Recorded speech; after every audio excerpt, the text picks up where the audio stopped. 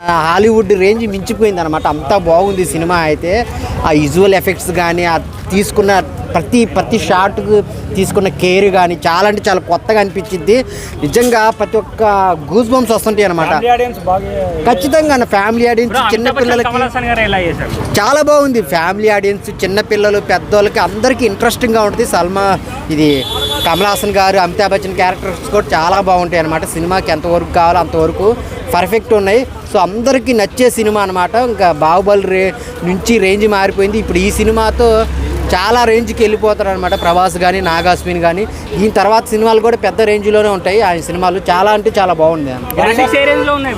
నిజంగా అసలు గ్రాఫిక్స్ అనిపించాల. నిజంగా ఆ లోకానికి మనల్ని తీసుకెళ్ళాడు. నిజంగా ఇలా ఉంటారు అప్పట్లో జనాలు.